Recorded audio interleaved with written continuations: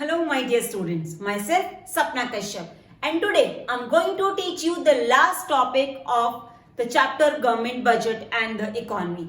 Students, as you all know from last few videos we are doing a very important topic which is Government Budget.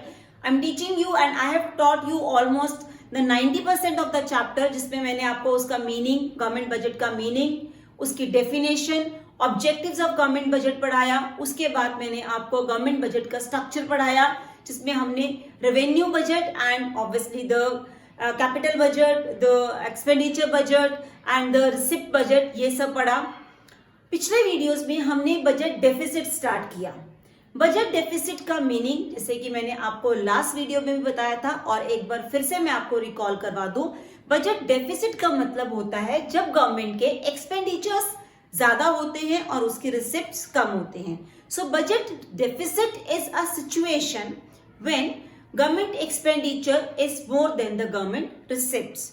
इसकी 3 types हैं जिसमें से एक type revenue deficit और उसकी implications हम अपने पिछले वीडियो में कर चुके हैं और आज के वीडियो में हम इसकी 2 बची हुई टाइप्स को कंप्लीट करेंगे जो है fiscal deficit and primary deficit. So let's start the video with the second type of budgetary deficit which is fiscal deficit. Students, fiscal deficit का मतलब होता है it refers to the excess of total expenditure over the total receipts of the government. Government के जो total expenditure हैं, जब हम बात करते हैं टोटल एक्सपेंडिचर की तो उसमें हर सोर्स से जो एक्सपेंडिचर है वो काउंट होते हैं, चाहे वो रेवेन्यू एक्सपेंडिचर हो या कैपिटल एक्सपेंडिचर हो. तो total expenditure minus total receipts, यहाँ टोटल एक्सपेंडिचर में दोनों आएंगे, revenue expenditure plus the capital expenditure, और माइनस टोटल रिसिप्ट में भी दोनों आएंगे, revenue receipts plus capital receipts. दोनों एक्सपेंडिचर्स में से अगर हमने दोनों रिसिप्ट्स को माइनस किया उसके बाद जो डिफरेंस आता है उसे हम कहते हैं फिस्कल डेफिसिट. यहाँ एक चीज मैंने लिखी है, दिस इज एक्सक्लूडिंग बोरोइंग, मतलब इसमें हमने अभी बोरो कहीं से नहीं किया है.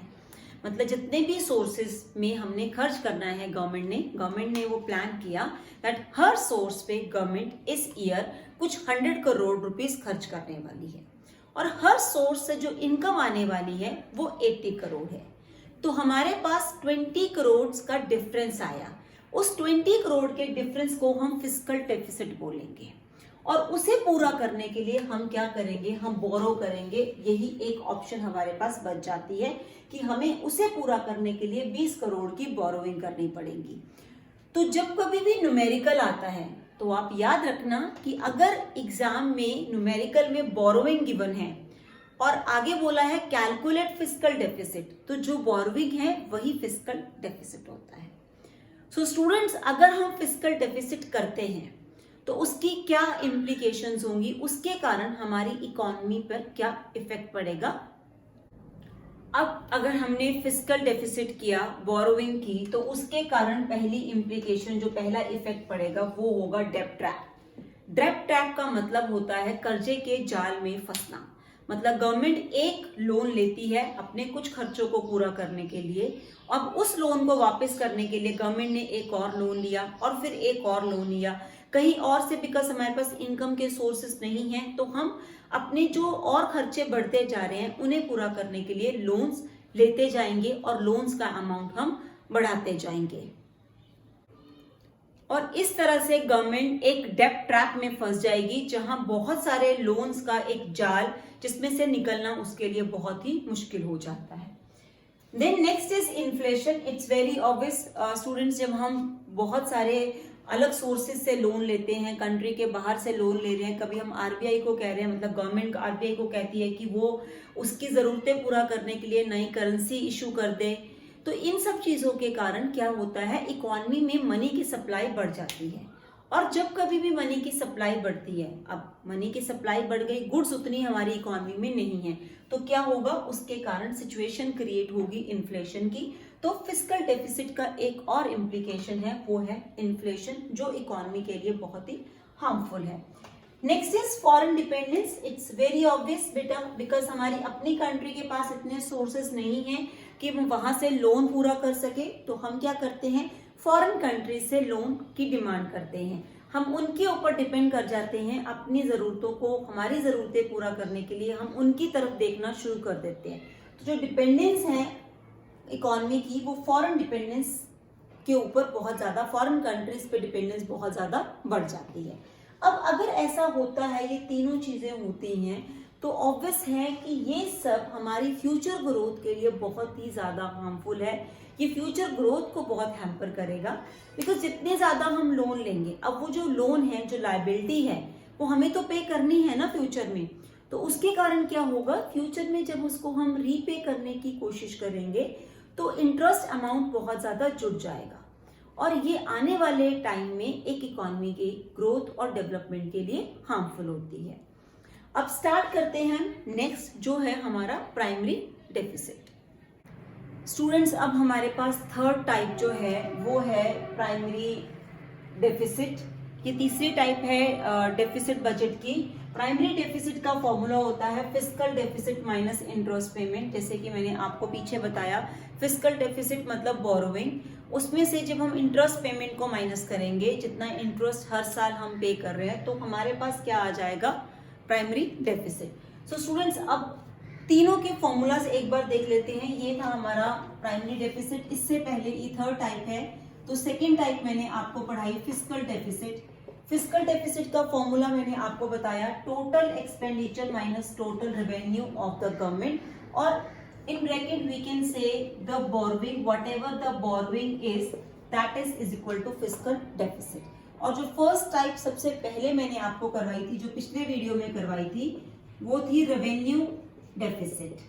अगर इकोनॉमी में रेवेन्यू डेफिसिट है तो उसका फॉर्मूला है revenue receipts minus revenue expenditure, right. और we can write it other way around, we can write revenue expenditure minus revenue receipt, because expenditure ज्यादा होंगे रिसिप्ट से। तो अब ये तीन फॉर्मूलाज हैं, तीन तरह का डेफिसिट हमारे पास है। इसके ऊपर बेस्ड हम कुछ एक या दो न्यूमेरिकल्स कर लेते हैं कि अगर एग्जाम में 4 मार्क का या 3 मार्क का न्यूमेरिकल आता है तो हम उसे सॉल्व कर सकें। बेटा ऐसा नहीं है कि बहुत ज्यादा डिफिकल्ट न्यूमेरिकल आएगा। इसमें जो न्यूमेरिकल है, अगर आप थोड़ा सा प्रैक्टिस करोगे तो बहुत ही सिंपल सा न्यूमेरिकल होता है वो। आपको ये 3 बेसिक फॉर्मूलाज है जो लर्न करने हैं, और थोड़ा सा सोच के कि वैल्यूज कैसे कैलकुलेट होंगी, और वो सॉल्व हो जाएगा। तो हम एक या दो न्यूमेरिकल्स सॉल्व कर लेते हैं।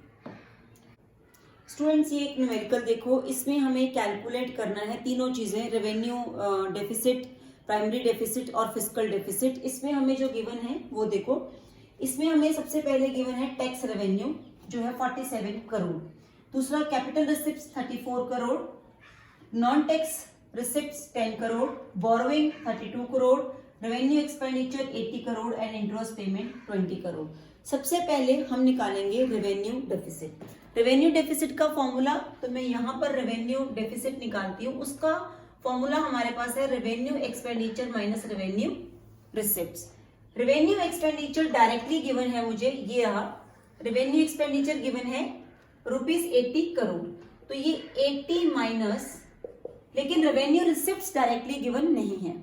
रेवेन्यू रिसिप्ट्स की 2 टाइप्स मैंने आपको पढ़ाई थी, जो थी टैक्स एंड नॉन टैक्स। तो हमारे पास यहाँ पर टैक्स रिसिप्ट्स और नॉन टैक्स रिसिप्ट दोनों गिवन है, मतलब मैं इसको और इसको अगर ऐड करूंगी तो मेरे पास आ जाएगा revenue receipts, means 47 plus 10, it means 80 minus 57, and this is obviously rupees crore. तो ये आ गया, 80 में से 57 गए हमारे पास, ₹23 करोड़। ये फर्स्ट जो चीज हमें निकालनी थी, जो थी रेवेन्यू डेफिसिट, हमने वो कैलकुलेट कर ली।